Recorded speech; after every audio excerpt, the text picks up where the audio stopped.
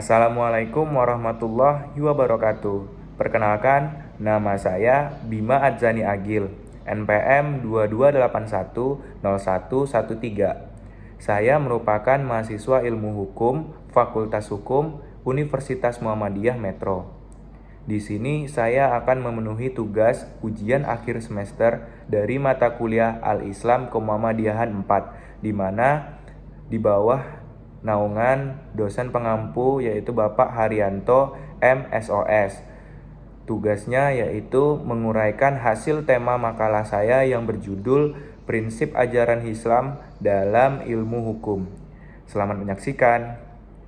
Saya akan menjabarkan beberapa prinsip hukum Islam. Yang pertama, prinsip tauhid. Prinsip tauhid adalah prinsip umum hukum Islam yang merupakan pondasi ajaran Islam. Prinsip ini menyatakan bahwa semua manusia ada di bawah satu ketetapan yang sama, yaitu ketetapan tauhid yang dinyatakan dalam kalimat La ilaha illallah, atau tidak ada Tuhan selain Allah. Segala ciptaan Allah di muka bumi ini memiliki tujuan yang merupakan bagian dari kebermaknaan wujud. Yang kedua, ada prinsip keadilan.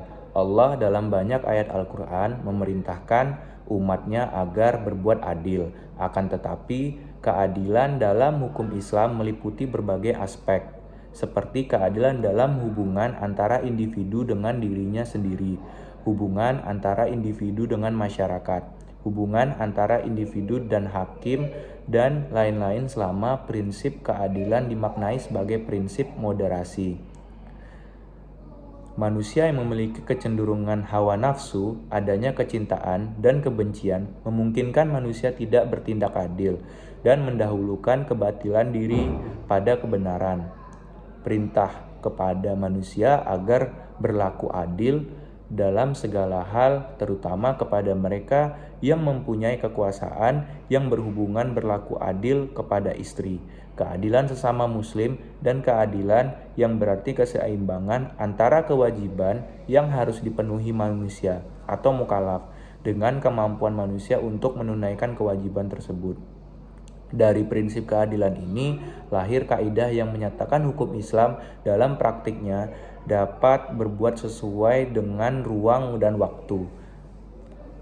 Ketiga, ada prinsip amar ma'ruf nahi mungkar. Hukum Islam digerakkan untuk merekayasa umat manusia untuk menuju tujuan yang baik dan benar yang diridhoi Allah Subhanahu wa taala.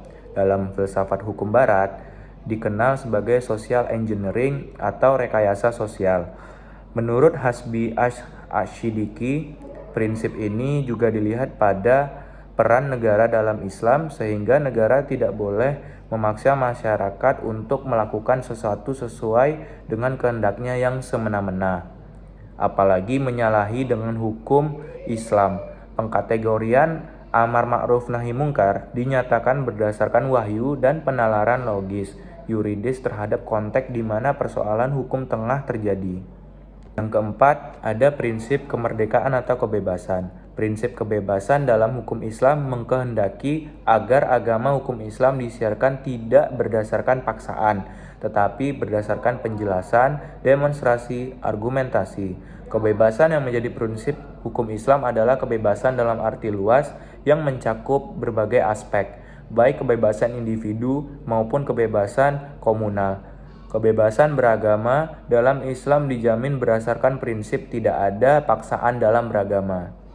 Kebebasan bertindak, berekspresi, dan berimajinasi juga merupakan kebebasan yang melekat pada tiap individu manusia, bahkan merupakan hak paling asasi.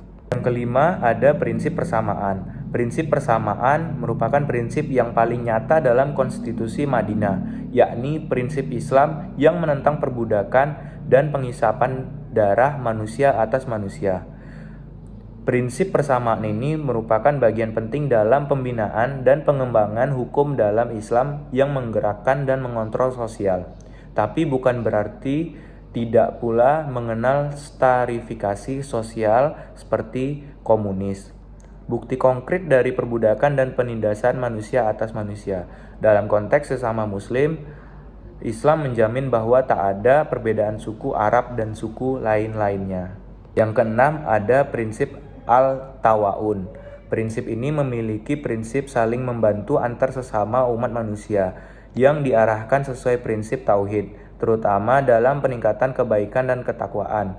Prinsip ini menghendaki agar orang muslim saling tolong-menolong dalam kebaikan dan ketakwaan. Prinsip ini merupakan prinsip yang mulia dan mengandung nilai tinggi dan terabaikan oleh umat Islam. Pengabaian ini disebabkan oleh pembekuan daya ijtihad oleh sebagian fuqaha dan bertaklid kepada warisan lama, menghilangkan kemaslahatan masyarakat dengan aneka macam adat istiadatnya. Ketujuh merupakan prinsip toleransi. Prinsip toleransi yang dikehendaki Islam adalah toleransi yang menjamin tidak terlanggarnya hak-hak Islam dan umatnya. Tegasnya toleransi hanya dapat diterima apabila merugikan agama Islam. Baiklah, di sini saya akan membacakan salah satu kutipan ayat yang berkaitan dengan ajaran prinsip hukum Islam dalam ilmu hukum. Ayat ini merupakan sumber dari surat Al-Baqarah ayat 178 yang berbunyi, Bismillahirrahmanirrahim. Ya ayyuhallazina amanu kutiba alaikumul qisasu fil qatla al-hurru bil hurri wal abdu bil abdi wal unsa bil unsa faman ufiya lahu min akhihi syai'un fattiba'un bil ma'rufi wa ada'un ilaihi bi ihsan zalika takhfifum min rabbikum wa rahmah faman i'tada ba'da zalika falahu azabun alim. Artinya, wahai orang-orang yang beriman, diwajibkan atas kamu melaksanakan kisos berkenaan dengan orang yang dibunuh, orang merdeka dengan orang merdeka, hamba sahaya dengan hamba sahaya, perempuan dengan perempuan. Tetapi barang siapa yang memperoleh maaf dari saudaranya, hendaklah ia mengikutinya dengan baik dan membayar diat atau tebusan kepadanya dengan baik pula.